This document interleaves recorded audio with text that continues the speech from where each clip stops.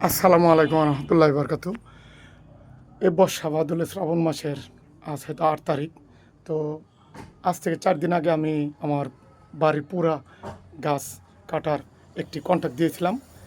আমাদের এই গ্রামের বড় ভাই নাম অবায়দুল এবং অন্যান্য মানুষ মিলে কাটতেছে। তো মাঝখানে বৃষ্টি বাদল হচ্ছে, গাছ কাটার খুব সমস্যা হয়ে যাচ্ছে। তো গাছগুলো বাড়িতে জঙ্গল হয়ে গেছিলো, জঙ্গল হওয়ার কারণে আমি পরিষ্কার করতেছি। সামনে একটা নতুন চিন্তাভাবনা আছে। তো গাছ কাটাতে এত কষ্ট আপনাদেরকে একটু দেখালে বুঝতে পারবেন। তো সঙ্গে থাকবেন, আমার বাড়ির সমস্ত ঘটনা, আমার লাইফের পুরো হিস্টোরি আপনাদের সাথে তুলে ধরব। আলহামদুলিল্লাহ। তো এখানে 2টা গাছ ছিল, কাটা হয়েছে, খড়ি লোড করেছি। এখানে গাছ আছে, এগুলো কেটেছি। এই যে বাড়িতে আরও 2টা কাটা হচ্ছে। তো জানি না,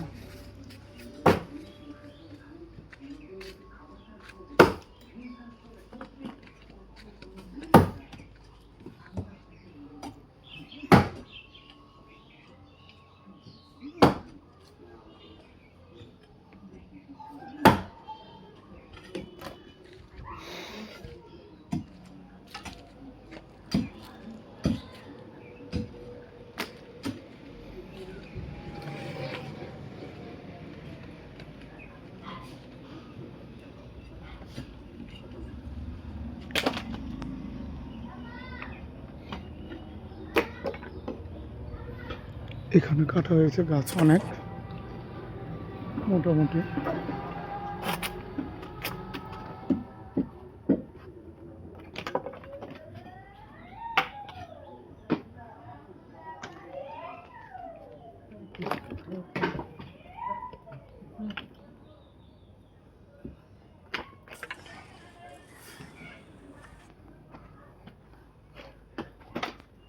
আরে বাবা,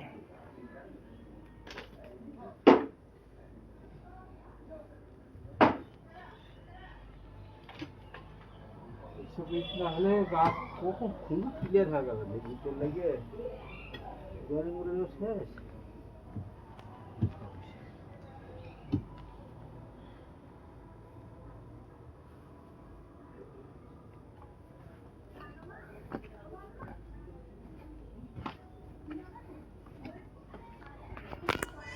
তো এই হলো বর্তমানে আমার বাড়ির পরিস্থিতি।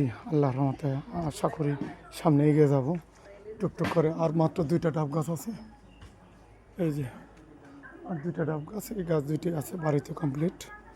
তারপর এই যে এগুলা কাটা শুরু হবে। অনেক ক্ষতি হয়েছে, গাছগুলো কেটে পুরো কমপ্লিট করতে পারিনি। ভালো থাকবেন, সুস্থ থাকবেন, সামনে থাকবেন এবং আমার পাশে থাকবেন। সবাই লাইক কমেন্ট শেয়ার দিয়ে পাশে থাকবেন।